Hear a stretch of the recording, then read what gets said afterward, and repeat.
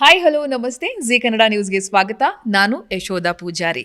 ವೀಕ್ಷಕರೇ, ಜಯಮಾಲಾ ಮೇಡಮ್ ಅಂತಂದರೆ ಪ್ರತಿಯೊಬ್ಬರು ಕೂಡ ಇವತ್ತಿಗೂ ಇಷ್ಟಪಟ್ಟು ಅವರನ್ನು ಒಂದು ಬೇರೆಯದ್ದೇ ರೀತಿಯಲ್ಲಿ ಪ್ರೀತಿ ಮಾಡ್ತಾರೆ. ಈಗ ನಿಮಗೆಲ್ಲರೂ ಕೂಡ ಗೊತ್ತೇ ಇದೆ, ಸಿಹಿ ಸುದ್ದಿ ಒಂಥರ ಅವರು ನಮ್ಮ ಫಿಲಮ್ ಚೇಂಬರ್ನ ಅಧ್ಯಕ್ಷರಾಗಿದ್ದಾರೆ, ಅದು ಕೂಡ ಬಹುಮತದಿಂದ ಆಯ್ಕೆಯಾಗಿದ್ದಾರೆ. ಸೊ ಅವ್ರನ್ನ ಮಾತನಾಡಿಸ್ತಾ ಹೋಗ್ತೀನಿ. ಮೇಡಮ್ ನಮಸ್ತೆ, ಹೇಗಿದ್ದೀರಾ? ನಮಸ್ಕಾರ. ಹೇಗಿದ್ದೀರಾ ಮೇಡಮ್? ಚೆನ್ನಾಗಿದ್ದೀನಿ, ಥ್ಯಾಂಕ್ ಯು ಅಮ್ಮ.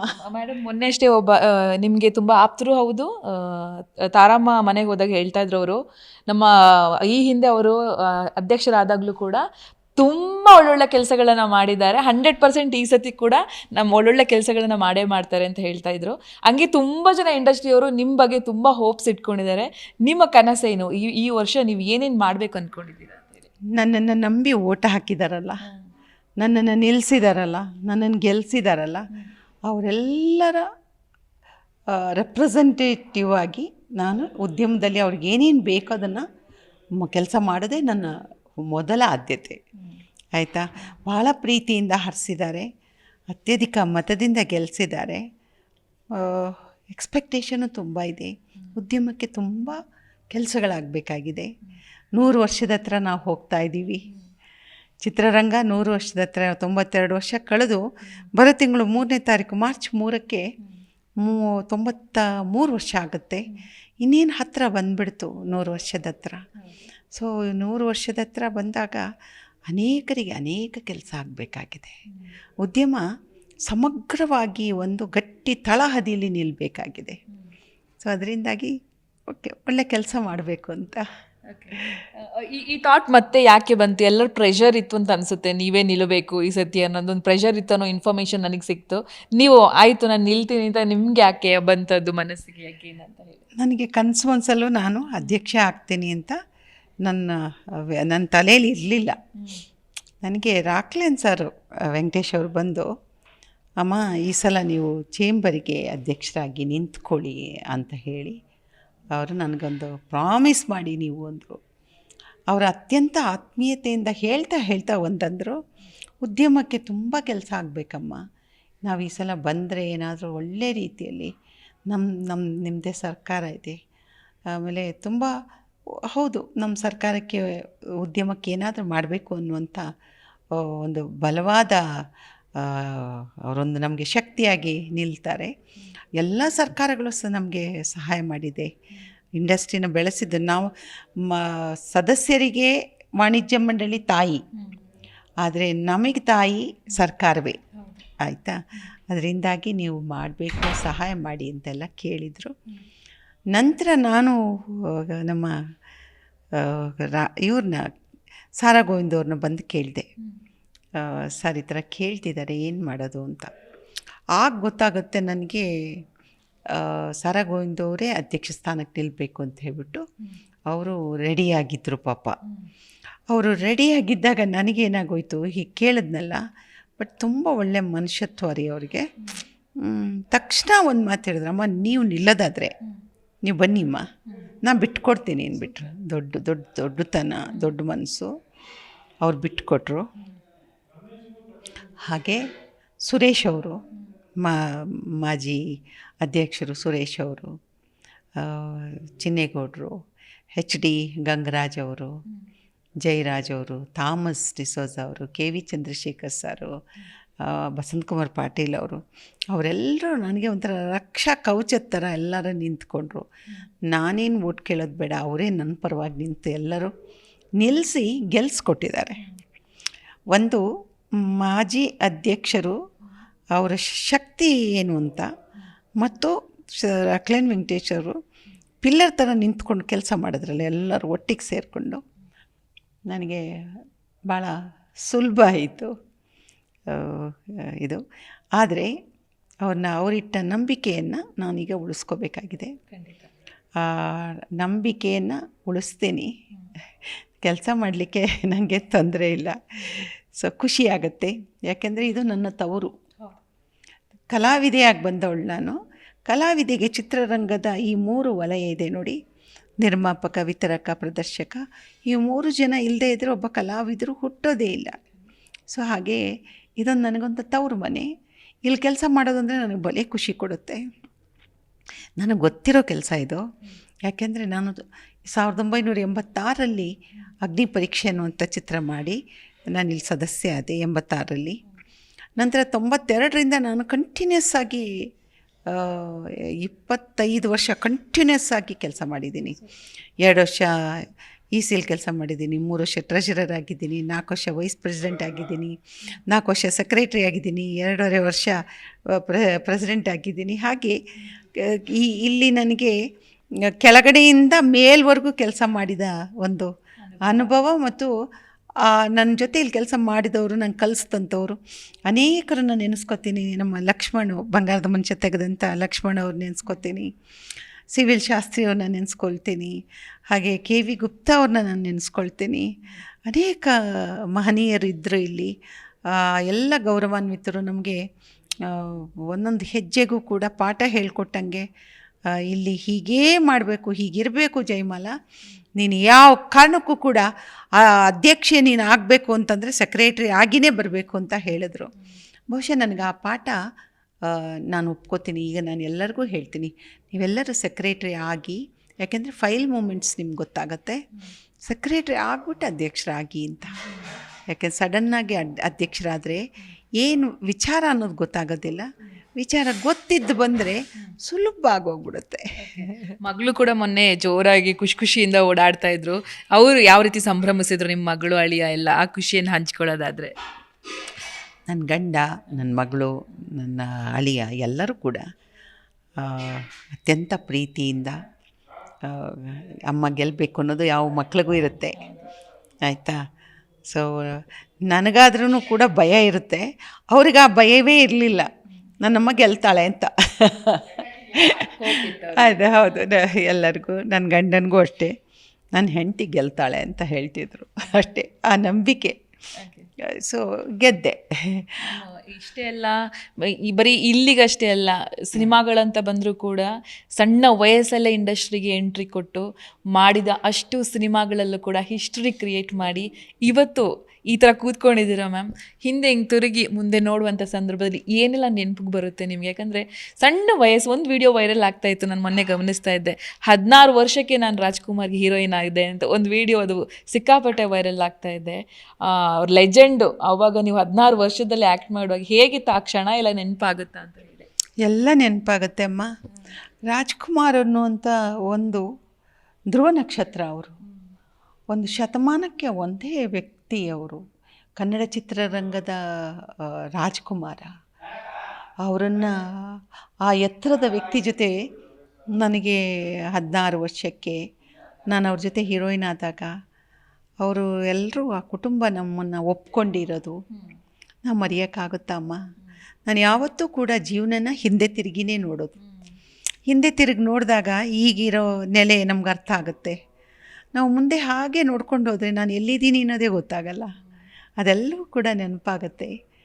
ರಾಜ್ಕುಮಾರ್ ಅವ್ರ ಜೊತೆಯಲ್ಲಿ ಅಭಿನಯಿಸುವಂಥದ್ದೇ ಒಂದು ದೊಡ್ಡದು. ತುದಿಗಾಲಲ್ಲಿ ನಿಲ್ತಿದ್ರಮ್ಮ ಆಗ. ಎಂತೆಂಥ ಸುಂದರಿಯರು, ಭಾರತೀಯ ಚಿತ್ರರಂಗದ ಅನೇಕ ಹೀರೋಯಿನ್ಗಳು ತುದಿಗಾಲಿನಲ್ಲಿ ಒಂದು ಸಿನಿಮಾ ಕನ್ನಡದಲ್ಲಿ ರಾಜ್ಕುಮಾರ್ ಜೊತೆ ಅಭಿನಯಿಸಬೇಕು ಅಂತ. ಯಾಕೆಂದರೆ ರಾಜ್ಕುಮಾರ್ ಅಂತಂದರೆ ಅದು ಗೌರಿ ಶಂಕರ. ಸೊ ಹಾಗಿದ್ದಾಗ ಅವ್ರ ಜೊತೆಗೆ ನಮ್ಗೆ 7 ಸಿನಿಮಾಗಳಲ್ಲಿ ನಾಯಕಿಯಾಗಿ ಅಭಿನಯಿಸುವಂಥ ಯೋಗ ಸಿಗೋದಿದೆಯಲ್ಲ. ಪಾರ್ವತಮ್ಮ ರಾಜ್ಕುಮಾರ್ ನೆನಪಾಗುತ್ತೆ, ಶಂಕರ್ ನಾಗ್ ನೆನಪಾಗುತ್ತೆ, ವಿಷ್ಣುವರ್ಧನ್ ನೆನಪಾಗುತ್ತೆ, ಅಂಬರೀಷ್ ಅವ್ರ ನೆನಪಾಗುತ್ತೆ, ಎಲ್ಲರದ್ದು ನೆನಪಾಗುತ್ತಮ್ಮ. ಉದ್ಯಮದಲ್ಲಿ ನಾವು ಎಷ್ಟು ಜನರನ್ನು ಕಳ್ಕೊಂಡಿದ್ದು. ಸರ್ಜಮ್ಮ ಹೋದರು, ಜಯಂತಿಯವರು ಹೋದರು, ಪಂಡ್ರಿಬಾಯಿ, ನಮ್ಮ ಕಣ್ಮುಂದೆನೇ ಅನೇಕ ಗಣ್ಯರು, ಉದ್ಯಮ ಕಟ್ಟಿ ಬೆಳೆಸಿದಂಥ ಮಹನೀಯರೆಲ್ಲರನ್ನು ನಾವು ಕಳ್ಕೊಂಡಿದ್ದೀವಿ. ಆದರೆ ಅವರ ಆಶೀರ್ವಾದ ಇದೆ. ರಾಜ್ಕುಮಾರ್ ಅವರು ಹೇಳ್ತಿದ್ದಿದ್ದು, ನಿಮ್ಮ ಹತ್ರ ಮಾತಾಡ್ತಿದ್ದು ಯಾವುದಾದ್ರು ಒಂದು ವಿಚಾರ ಯಾವತ್ತೂ ನನ್ನ ಕಾಡುತ್ತೆ ಅಂದರೆ ಏನು ಮ್ಯಾಮ್? ಅಮ್ಮ, ಅವ್ರು ರಾಜ್ಕುಮಾರ್ ಸರ್ ಇದ್ದಾರಲ್ಲ, ಅವರನ್ನು ನಾವು ನೆನೆಸ್ಕೊಳ್ದೇ ಇರೋವಂಥ ಕ್ಷಣ ಇಲ್ಲ. ಪಾರ್ವತಮ್ಮ ರಾಜ್ಕುಮಾರ್ನ ನೆನೆಸ್ಕೊಳ್ಳೋ ಅಂಥ ಇಲ್ಲದೇ ಇರೋ ಸಮಯನೇ ಇಲ್ಲ ಅಮ್ಮ. ಅವ್ರು ನನ್ನ ಮೇಲೆ ನಂಬಿಕೆ ಇಟ್ಟಿದ್ರಮ್ಮ. ಅವರು ಯಾವಾಗಲೂ ಹೇಳೋರು, ಪಾರ್ವತಿ ಅಧ್ಯಕ್ಷ ಸ್ಥಾನಕ್ಕೆ ಜಯಮಾಲ ನಿಲ್ಲಿಸು, ಅವಳು ಒಳ್ಳೆ ಕೆಲಸ ಮಾಡ್ತಾಳೆ ಅನ್ನೋರು. ಪಾರ್ವತಮ್ಮ ಅವ್ರು ನನ್ನನ್ನು, ಅದಕ್ಕೆ ಅಮ್ಮ, ನಾನು ಇಲ್ಲಿ ಬಂದು ಕೂತಾಗ ಕಳೆದ ಬಾರಿ ನಾನು ಗೆದ್ದು ಬಂದಾಗ ಆ ಸೀಟಲ್ಲಿ ಅಲ್ಲಿ ಕೂತ್ಕೊಳ್ಳೋರು ತಾಯಿ ಮಹಾಲಕ್ಷ್ಮಿ ಬಂದು ಕೂತಿರೋರು ಕೂತ್ಬಿಟ್ಟು ಯಾರಾದರೂ ತಪ್ಪು ಮಾತಾಡಿದ್ರೆ ಅಲ್ಲೇ ಹಿಂಗೆ ಖಂಡಿಸೋರು. ಒಂದೇ ತಪ್ಪು ಹಾಗೆ ಮಾಡಬೇಡಿ ಅನ್ನೋರು. ಎಷ್ಟು ಚೆನ್ನಾಗಿ ಇಂಡಸ್ಟ್ರಿಯನ್ನು ಹೊಂದಾಣಿಕೆ ಮಾಡಿಕೊಂಡು ಹಿಂಗಿರಬೇಕು ಇಂಡಸ್ಟ್ರಿ ಅಂತ ಹೇಳೋರು. ಅಂಥ ತಾಯಿನ ನಾವೆಲ್ಲ ಕಳ್ಕೊಂಡ್ಬಿಟ್ಟಿದ್ದೀವಮ್ಮ. ಅದೆಲ್ಲ ನೆನೆಸ್ಕೊಂಡಾಗ ಬೇಜಾರಾಗುತ್ತೆ. ರಿಯಲಿ ಪಾರ್ವತಮ್ಮ ಅವ್ರನ್ನ ನಾವು ಐ ಮಿಸ್ಸಿಂಗ್. ಇಲ್ಲಿ ಬಂದಾಗ ನಂಗೆ ಅನಿಸುತ್ತೆ ಆ ಚೇರು ಅವ್ರಿಗೆ ಒಂದು ಚೇರ್ ಮಾಡಿದ್ವಿ ನಾವು. ಒಂದು ಒಳ್ಳೆ ಚೇರಲ್ಲಿ ಬಂದು ಹಿಂಗೆ ಕೂತ್ಕೊಳ್ಳೋರು, ಮಹಾಲಕ್ಷ್ಮಿ ಕೂತಂಗೆ ಕೂತ್ಕೊಂಡ್ಬಿಡೋರು. ಶಕ್ತಿ ರೂಪ ಅವರು ಇಲ್ಲಿ ಕೂತ್ಕೊಂಡು ಇಲ್ಲಿ 52 ಜನ ನಾವು ಕೂತರೂ ಕೂಡ ಅಲ್ಲಿ ಕೂತ್ಕೊಂಡು ಹೀಗೆ ಮಾಡಿ ಹಾಗೆ ಮಾಡಿ ಅಂತ ಯಾವ ತಾಯಿ ಮಾಡ್ತಾರೆ ಹೇಳಿ? ಜಗತ್ತಲ್ಲಿ ಯಾರು ಮಾಡ್ತಾರೆ? ಅದು ಪಾರ್ವತಮ್ಮವರು ನಾನು ಯಾವಾಗಲೂ ಯಾಕೆ ಇಷ್ಟೊಂದು ನೆನೆಸ್ಕೊಳ್ತೀನಿ ಅಂತಂದರೆ, ನಮಗೆ ಅವರೊಂದು ಉತ್ತೇಜನ ಕೊಡೋರು, ಪ್ರೇರಣಾ ಶಕ್ತಿಯಾಗಿರೋರು. ನಾನು ಬೆಳಗ್ಗೆ 5 ಗಂಟೆಗೆ ಫೋನ್ ಮಾಡೋರು. ಅವ್ರಿಗೆ ಇದು ಬೇಡವಾಗಿತ್ತು. ಚಿತ್ರರಂಗದ ಸಮಸ್ಯೆಗಳನ್ನು ಅವ್ರ ಹತ್ರ ಹೋಗಿ ಎಲ್ಲರೂ ಹೇಳಿದಾಗ ಅದನ್ನು ಅವ್ರು ಹೇಗೆ ತೊಗೊಳ್ಳೋರು ಅಂದರೆ, 4 ಗಂಟೆಗೆದ್ದು 5 ಗಂಟೆ ನನಗೆ ಫೋನ್ ಮಾಡಿ 6 ಗಂಟೆಗೆಲ್ಲ ಇಲ್ಲಿ ಫೈನಾನ್ಸ್ ಮಿನಿಸ್ಟ್ರ್ ಹತ್ರ ಇವ್ರ ಹತ್ರ ಮಿನಿಸ್ಟ್ರ್ ಹತ್ರ ಬಂದು ಕೂತ್ಕೊಂಡ್ಬಿಡ್ತಿದ್ವಿ. ಸಾರ್ ನಮಗೆ ಇಂಡಸ್ಟ್ರೀಲಿ ಈ ಥರ ಆಗಬೇಕು ಅಂತ. ಪಾರ್ವತಮ್ಮವರು ಅಮ್ಮ ಬಂದಿದ್ದೀರಾ, ಅಯ್ಯೋ ಪಾಪ ಅವ್ರು ಬಂದಿದ್ದಾರೆ ಅಂತ ಹೇಳ್ಬಿಟ್ಟು ತಕ್ಷಣವೇ ಕೆಲಸ ಮಾಡಿಕೊಡೋರು. ಈ ಇಂಡಸ್ಟ್ರಿದು ಎಲ್ಲ ಬೇಡಿಕೆಗಳನ್ನು ಬಹುತೇಕ ಬೇಡಿಕೆಗಳನ್ನು ಪಾರ್ವತಮ್ಮ ರಾಜ್ಕುಮಾರ್ ಅವರು ಮಾಡಿಕೊಡೋರು. ಶಿವಣ್ಣ ಕೂಡ ಈ ಸತಿ ವಿಶ್ ಮಾಡಿದ್ರೆ ನಿಮಗೆ? ಅವ್ರು ನಮ್ಮ ಮನೆ ಮಗುರಿ ಅವರೆಲ್ಲ, ಗೊತ್ತಾಯ್ತಾ? ಅದು ನಂದು ಮನೆ ಆಯಿತಾ. ನಾನು ಅಲ್ಲಿ ಆ ಮನೆಯಿಂದ ನಾನು ಬೇರೆ ಅಲ್ಲ. ಅದರಿಂದ ಆ ಮನೆ ದೊಡ್ಡ ಮನೆ ಅಂತ ಯಾಕೆ ಹೇಳ್ತೀವಿ ಹೇಳಿ? ಅವರು ಹೀಗೆಲ್ಲ ಮಾಡಿ ಈ ಉದ್ಯಮವನ್ನು ಇಷ್ಟು ಎತ್ತರಕ್ಕೆ ಬೆಳೆಸಿ ಇಟ್ಟಿದ್ದಾರೆ. ಇವತ್ತು ಈ ಇಂಡಸ್ಟ್ರಿ ಇಷ್ಟು ಎತ್ತರಕ್ಕೆ ಬೆಳೆದಿದೆ. ಅಪ್ಪು ಸರ್ ಹೇಳ್ಬೇಡ್ರಿ, ಹೊಟ್ಟೆ ಹುರಿಯುತ್ತೇವಲ್ಲ ಅಪ್ಪು ಸಾರ್. ಅವನು ಧ್ರುವ ನಕ್ಷತ್ರ ಥರ ಎಲ್ಲೋ ಇದ್ದಾನೆ ಅಷ್ಟೆ. ಆದರೆ ಆ ಮಗು ನಮ್ಮ ಮಗು. ಅದು ಆ ಲಾಸನ್ನು ಯಾರು ಕೂಡ ತುಂಬಕ್ಕಾಗೋದೇ ಇಲ್ಲಮ್ಮ. ಓಕೆ ಮ್ಯಾಮ್, 66 ಅಲ್ಲ ನಿಮಗೆ 16. ಆ ಸೌಂದರ್ಯವನ್ನು ಹಾಗೇ ಮೇಂಟೈನ್ ಮಾಡಿಕೊಂಡು ಆ ಬ್ಯೂಟಿನ ಎಲ್ಲೂ ಒಂಚೂರು ಹೆಚ್ಚು ಕಮ್ಮಿ ಆಗದೆ ಇರೋ ರೀತಿ ನೋಡ್ಕೊಳ್ಳೋದು ಹೇಗೆ ಮ್ಯಾಮ್? ಎಷ್ಟು ಚಂದ ಅನಿಸುತ್ತೆ ನಿಮ್ಮನ್ನು ನೋಡಿದ್ರೆ. ದೃಷ್ಟಿ ಅಂತೂ 100%ದಿಂದಲೂ 20 ತೆಗಿಬೇಕು ನಿಮಗೆ. ನಿಮ್ಮ ಸೌಂದರ್ಯದ ಬಗ್ಗೆ ಏನೂ ಇಲ್ಲ ತಾಯಿ, ನಾನು ಏನೂ ಮಾಡಲ್ಲ. ನಾನೊಂದು ಬಣ್ಣ ಹಾಕ್ಕೊಳ್ಳಲ್ಲ, ನಾನೊಂದು ಲಿಪ್ಸ್ಟಿಕ್ ಬಿಟ್ಟರೆ ಬೇರೆ ಏನೂ ಹಾಕ್ಕೊಳ್ಳಲ್ಲ. ನಾ ಹೀಗೆ ಇರ್ತೀನಿ. ಎಂಥದ್ದು ಇರಲ್ಲ, ಸುಳ್ಳಮ್ಮ ಅದೆಲ್ಲ. ನಾವು ದಕ್ಷಿಣ ಕನ್ನಡದವಳಲ್ವ ನಾನು. ಗಂಜಿಯನ್ನು ತಿಂತಿದ್ದೆ ಅಷ್ಟೇ. ಏನು ಒಳ್ಳೆ ಅದೇನೋ ಜೀನಲ್ಲಿ ಬಂದಿರೋದು. ನನ್ನ ಅಪ್ಪನೂ ತುಂಬ ಬೆಳ್ಳಿಗೆ ಕೆಂಪಗಿದ್ರು ಆಯಿತಾ. ನಮ್ಮಮ್ಮ ಸ್ವಲ್ಪ ಕಪ್ಪಗಿದ್ರು, ನಮ್ಮಪ್ಪ ತುಂಬ ಬೆಳ್ಳಿಗೆ. ನಾನು ನನ್ನ ಅಜ್ಜನ ಹಾಗೆ ಅಂತ ಹೇಳೋರು. ನನ್ನ ಅಜ್ಜ ಕೆಂಪಂದರೆ ಕಡುಗೆಂಪಂತೆ, ನಾನು ಹಾಗೆ ಇದ್ದೀನಿ ಅಂತ. ಏನು ಚೇಂಜಸ್ ಮಾಡ್ಬೇಕು ಅಂದ್ಕೊಂಡಿದ್ದೀರಾ ಮ್ಯಾಮ್? ಈಗ ತುಂಬ ಇಂಡಸ್ಟ್ರಿ ಅಂತ ಬಂದಾಗ ಬಹಳ ಸಮಸ್ಯೆಗಳಿದ್ದಾವೆ. ಥಿಯೇಟ್ರಿಗೆ ಒಂದು ಜನ ಬರ್ತಾ ಇಲ್ಲ. ಈ ವಿಮರ್ಶಕರು ಜಾಸ್ತಿ ಆಗಿದ್ದಾರೆ. ಓದು ಬರವಣಿಗೆ ಗೊತ್ತಿಲ್ಲ ಅಂದರೂ ಹೋಗಿ ಸಿನಿಮಾ ಥಿಯೇಟ್ರ್ಗಳ ಮುಂದೆ ನಿಂತು ಬ್ಯಾಡ್ ಆಗಿ ವಿಮರ್ಶೆ ಮಾಡಿ ಜನ ಬಾರದ ಹಾಗೆ ಮಾಡುವಂಥ ಒಂದು ವರ್ಗ ಕ್ರಿಯೇಟ್ ಆಗಿದೆ. ಈ ಥರದ ಹಲವಾರು ಸಮಸ್ಯೆಗಳಿದ್ದಾವೆ. ನಮ್ಮ ಮೇಡಮ್ಮು ಅದನ್ನೆಲ್ಲವನ್ನು ಕೂಡ ಹೇಗೆ ಮೆಟ್ಟಿ ನಿಲ್ತಾರೆ? ಇಂಥ ಖತರ್ನಾಕ್ ಕೆಲಸಗಳನ್ನ ಮಾಡೋರನ್ನ ಫಸ್ಟು ಏನಾದ್ರು ಒಂದು ತೀರ್ಮಾನ ತಗೊಂಡು ಅದನ್ನು ನಿಲ್ಲಿಸ್ಬೇಕು ಅನ್ನೋದು ನನ್ನ ಒಂದು ಆಸೆ. ನೀವು ಹೇಳಿದ ಪಾಯಿಂಟನ್ನು ನಾನು ಒಪ್ಕೊಳ್ತೇನೆ. ಕೆಲವೊಮ್ಮೆ ಅವ್ರ ಮಾತುಗಳಿಂದ ಸಿನಿಮಾ ಗೆದ್ದಿದ್ದು ಇದೆ. ಓಕೆ, ನಾವು ಒಂದೇ ಸಲ ಹಾಗೆ ಹೇಳೋದಲ್ಲ, ಅವ್ರನ್ನ ಒಂದು ಸಲ ಮೀಟ್ ಮಾಡಬೇಕು ನಮಗೆ. ಕಾರಣ ಏನಂದರೆ, ಒಬ್ಬ ನಿರ್ಮಾಪಕನ ಕಷ್ಟ ಏನು ಅಂತ, ಇಂಡಸ್ಟ್ರಿ ಕಷ್ಟ ಏನು ಅಂತ ಅವ್ರಿಗೆ ಒಂಚೂರು ವಿವರಿಸ್ಬೇಕು ಅಂತ ನಾವು ಕೂಡ ಅಂದ್ಕೊಂಡಿದ್ವಿ. ಇದು ನಮ್ಮ ಲಿಸ್ಟಲ್ಲಿದೆ. ಕಾರಣ ಆದರೆ ಅವರಿಂದ ಅವರು ಹೊಗಳಿಕೆಯಿಂದ ಸಿನಿಮಾಗಳು ನಿಂತಿದ್ದಿದೆ. ಸೊ ಅವರ ತೆಗಳಿಕೆ ಸ್ವಲ್ಪ ಕಠೋರವಾಗಿದೆ. ಅವರು ಆಡಿಯನ್ಸಿಗೆ ಹತ್ತಿರವಾಗಿದ್ದಾರೆ ಅಲ್ಲ, ಅವ್ರನ್ನ ಕರೆದು ಮಾತಾಡಿಸ್ಬೇಕು. ಎಸ್ ಮೇಡಮ್, ಈಗ ಸಿನಿಮಾ ಅಂತ ಬಂದಾಗ ನಿಮ್ಮ ಈ ಒಂದು ಈ ಜರ್ನಿಯಲ್ಲಿ ನಿರ್ಮಾಪಕರ ಜೊತೆ, ನಿರ್ದೇಶಕರ ಜೊತೆ, ಹೊಸ ಕಲಾವಿದರ ಜೊತೆ ನೀವು ಹೇಗೆ ನಿಲ್ತೀರಾ ಅಂತ ನಾವು ಗಮನಿಸ್ತಾ ಇದ್ದೀನಿ. ಇತ್ತೀಚೆಗೆ ಎಲ್ಲ ಕಡೆ ಹೋಗ್ತಾ ಇದ್ದೀರಾ, ಹೊಸ ಹೊಸ ಹೊಸ ಆರ್ಟಿಸ್ಟ್ಗಳಿಗೆ ಬೆಂಬಲವಾಗಿ ನಿಲ್ತಾ ಇದ್ದೀರಾ, ಅವ್ರ ಸಿನಿಮಾಗಳಿಗೆ ಸಪೋರ್ಟ್ ಮಾಡ್ತಾ ಇದ್ದಾರೆ. ನಿಮ್ಮ ಸಪೋರ್ಟ್ ಹೇಗಿರುತ್ತೆ ಅಂತ ಹೇಳಿ? ಯಾವಾಗಲೂ ಇರುತ್ತೆ. ಓಕೆ, ಹೊಸ ಮಕ್ಕಳಿಗಂತೂ ಖಂಡಿತವಾಗ್ಲೂ ಅವ್ರ ಜೊತೆಗಿರ್ತೀನಿ. ಅವ್ರಿಗೇನಾದರೂ ತೊಂದರೆ ಆದರೆ 100% ಅವ್ರ ಜೊತೆ ಇರಬೇಕು ನಾವು. ಓಕೆ, ಇಂಡಸ್ಟ್ರಿ ಅವ್ರ ಜೊತೆ ಇಲ್ಲ ಅಂದರೆ ಪಾಪ ಅವ್ರು ಎಲ್ಲಿ ಹೋಗ್ತಾರೆ. ಅವ್ರಿಗಾಗಿ ಒಂದು ಕೈಪಿಡಿಯನ್ನು ಮಾಡಿಸ್ತಾ ಇದ್ದೀವಿ. ಅದು ಇದು ಚಿತ್ರರಂಗದಲ್ಲಿ ಕೈಪಿಡಿ ತಂದು ಅವ್ರ ಕೈ ಕೊಟ್ಟರೆ ಇಡೀ ಇಂಡಸ್ಟ್ರಿ ಹೇಗಿದೆ ಅಂತ. ಅಂದರೆ ಈಗ ಒಂದು ಹೊಸ ಸಿನಿಮಾ ಮಾಡಬೇಕು ಅಂತ, ಈಗ ಒಂದು ಫ್ಯಾಮಿಲಿಯಿಂದ ಬರೋದು ಬೇರೆ, ಯಾರೋ ಅಚಾನಕ್ಕಾಗಿ ಬಂದು ಒಂದು ಸಿನಿಮಾ ಮಾಡಬೇಕು ಅನ್ನೋದು ಪ್ಯಾಷನ್ ಇದ್ದವ್ರು ಬರ್ತಾರಲ್ಲ, ಅವ್ರಿಗೇನು ಮಾಡಬೇಕು ನಾವು? ಅದಕ್ಕೆ ಅವ್ರಿಗೊಂದು ಕೈಪಿಡಿ, ಯಾವ ಥರದ ಕೈಪಿಡಿ ಮಾಡ್ತೀವಿ ಅಂದರೆ, ಪ್ರಾರಂಭವಾಗಿ ಇಲ್ಲಿ ಬಂದು ರಿಜಿಸ್ಟರ್ ಮಾಡಿದ ದಿವಸದಿಂದ ಟೈಟಲ್ ಹೇಗೆ ರಿಜಿಸ್ಟರ್ ಮಾಡಬೇಕು, ಎಲ್ಲೆಲ್ಲಿ ಹೋಗಬೇಕು, ನಿರ್ಮಾಪಕ ಸಂಘ ಎಲ್ಲಿದೆ, ನಿರ್ದೇಶಕ ಸಂಘ ಎಲ್ಲಿದೆ, ಎಲ್ಲ ಸಂಘ ಕಲಾವಿದರಿಂದ ಹಿಡಿದು ಎಲ್ಲ ಟೆಕ್ನಿಷಿಯನ್ 31 ವಿಭಾಗಗಳಲ್ಲೂ ಇರ್ತಕ್ಕಂಥವ್ರು ಯಾರು, ಸೆನ್ಸಾರ್ ಬೋರ್ಡ್ ಎಲ್ಲಿದೆ, ವಾರ್ತಾ ಇಲಾಖೆ ಎಲ್ಲಿದೆ, ಎಲ್ಲ ಅಡ್ರೆಸ್ಸು, ಫೋನ್ ನಂಬರ್ ಸಮೇತ ಅವ್ರಿಗೊಂದು ಸಮಗ್ರ ಮಾಹಿತಿಯನ್ನು ಕೊಟ್ಟರೆ, ಆಮೇಲೆ ಒಂದು ಕಾಸ್ಟು ಹೇಗಾಗುತ್ತೆ, ಒಂದು ಸಿನಿಮಾ ಅಂದರೆ ಹೀಗಿರುತ್ತೆ. ಸೊ ಆಗ ಅವರಿಗೆ ನಾನು ಎಲ್ಲಿದ್ದೀನಿ ಅನ್ನೋದಾದರೂ ಗೊತ್ತಾಗುತ್ತೆ, ಯಾವ ಥರ ಸಿನಿಮಾ ಮಾಡ್ತಿದ್ದೀನಿ, ನಾನು ಎಲ್ಲಿದ್ದೀನಿ ಅಂತ ಗೊತ್ತಾಗುತ್ತೆ. ಇವುಗಳನ್ನು ಒಳಗೊಂಡಂಥ ಒಂದು ಸುಂದರವಾದ ಅರ್ಥಗರ್ಭಿತವಾದಂಥ ಒಂದು ಕೈಪಿಡಿಯನ್ನು ಮಾಡಿಕೊಡ್ತೀವಿ. Super ma'am. ನನಗನ್ಸುತ್ತೆ ನಾರಿ ಶಕ್ತಿ ಅಂದರೆ ಅದು ಅಂತಿಂಥ ಶಕ್ತಿ ಅಲ್ಲ.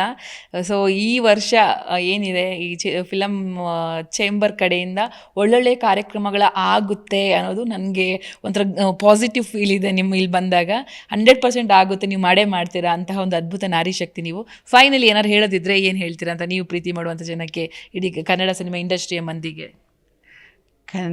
ನಿಮ್ಮ ಮೂಲಕ ನಮಗೆ ದೇವರು ಜನರು. ಯಾಕೆಂದರೆ ಅವರಿಂದ ಅವ್ರ ಸಿನಿಮಾ ನಮ್ಮನ್ನೆಲ್ಲ ಬೆಂಬಲಿಸಿದ್ದರಿಂದ ನಾವಿವತ್ತು ಹೊಸ ಕಲಾವಿದರಿಂದ ಹಳೆ ಕಲಾವಿದರಾಗಿ ಉಳ್ಕೊಂಡಿದ್ದೀವಿ. ಒಂದೇ ಒಂದು ಕೇಳಲಿಕ್ಕೆ ಇಷ್ಟಪಡ್ತೇನೆ, ದಯವಿಟ್ಟು ಥಿಯೇಟ್ರಿಗೆ ಬಂದು ಪಿಕ್ಚರ್ ನೋಡಿ. ಹೊಸ ಮಕ್ಕಳುಗಳು ಹೊಸ ಪ್ರಯತ್ನ ನಿಮಗೋಸ್ಕರನೇ ಮಾಡೋದು. ನಿಮಗೋಸ್ಕರ ಮಾಡುವಾಗ ನೀವು ಪ್ರೀತಿಯಿಂದ ಬಂದು ಆ ಸಿನಿಮಾಗಳನ್ನು ಹರಿಸಿದ್ರೆ ಅವ್ರಿಗೆ ಒಂದು ಜೀವನ ಆಗುತ್ತೆ. ಅವರು ಮುಂದೊಂದು ದಿನ ನಿಮ್ಮ ಕೆಲಸಕ್ಕೂ ಅವರು ಬಂದು ಸಹಾಯ ಮಾಡ್ತಾರೆ. ಸಹಾಯ ಮಾಡೋಕ್ಕಿಂತನೂ ಹೆಚ್ಚಾಗಿ ನಿಮ್ಮನ್ನು ಯಾವತ್ತೂ ಸ್ಮರಿಸ್ತಾರೆ ಜನರನ್ನು. ನಮಗೆ ಇವತ್ತು ನಾವು ನಿಮ್ಮನ್ನು ಸ್ಮರಿಸ್ತೀವಿ, ನೀವು ಬಿಟ್ಟರೆ ನಮ್ಗೆ ಯಾರೂ ಇಲ್ಲ. ರಾಜ್ಕುಮಾರ್ ಅವರು ಯಾವಾಗಲೂ ಹೇಳೋರು, ಅಭಿಮಾನಿಗಳೇ ದೇವರು ಅಂತಂದರು. ಅಭಿಮಾನಿಗಳಂದರೆ ಯಾರು? ನಮ್ಮ ಪ್ರೇಕ್ಷಕರು. ನೀವೇ ದೇವರು ಅಂತ ಹೇಳಿರೋದು. ನಾವೆಲ್ಲರೂ ಕೂಡ ನಂಬಿರೋದು ಅದು ಒಂದೇ ವಿಚಾರವಾಗಿ, ನಮಗೆ ನೀವೇ ದೇವರು. ನಮ್ಮನ್ನು ಬೆಳೆಸಿದ್ದೀರಾ, ನಮಗೇನೋ ತೊಂದರೆ ಆಗುತ್ತೆ ಅಂದಾಗ ನಮ್ಮ ಜೊತೆಗೆ ನಿಂತಿದ್ದೀರಾ, ನಮ್ಮನ್ನು ಸಪೋರ್ಟ್ ಮಾಡಿದ್ದೀರಾ. ನಾವು ಒಳ್ಳೆ ಕೆಲಸ ಮಾಡಿದಾಗ ಬೆನ್ನು ತಟ್ಟಿದ್ದೀರಾ, ನಾವು ಕೆಟ್ಟ ಕೆಲಸ ಮಾಡಿದಾಗ ನಮ್ಮನ್ನು ನೀವು ಖಂಡಿಸಿದ್ದೀರಾ. ಸೊ ಅದರಿಂದಾಗಿ ಹೊಸ ನಿರ್ಮಾಪಕರನ್ನು ನೀವು, ಹೊಸ ಕಲಾವಿದರನ್ನು, ಹೊಸ ಟೆಕ್ನಿಷಿಯನ್ಸನ್ನು ದಯವಿಟ್ಟು ಪ್ರೋತ್ಸಾಹಿಸಿ. ಚಿತ್ರರಂಗಕ್ಕೆ ಬಂದು ಅವ್ರ ಸಿನಿಮಾನ ನೋಡಿ ಬೆಂಬಲಿಸಿ.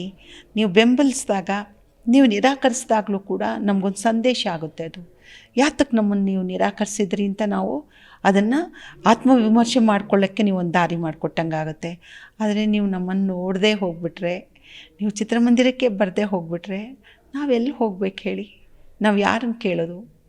ಅದರಿಂದ ನಿಮ್ಮ ಹತ್ರ ನನ್ನ ಮನವಿ ಈ ಮೂಲಕ, ದಯವಿಟ್ಟು ಚಿತ್ರರಂಗವನ್ನು ಪ್ರೋತ್ಸಾಹಿಸಬೇಕು. ಪ್ರೋತ್ಸಾಹ ಮೂಲಕ ಹೊಸ ಚಿತ್ರಗಳಿಗೆ ನಮಗೆಲ್ಲರಿಗೂ ಕೂಡ ನೀವೊಂದು ಭದ್ರ ಬುನಾದಿಯನ್ನು ಹಾಕ್ಕೊಡ್ಬೇಕು ಅಂತ ತಮ್ಮಲ್ಲಿ ನಾನು ಬೇಡ್ತೀನಿ. ನಮಸ್ಕಾರ. Thank you so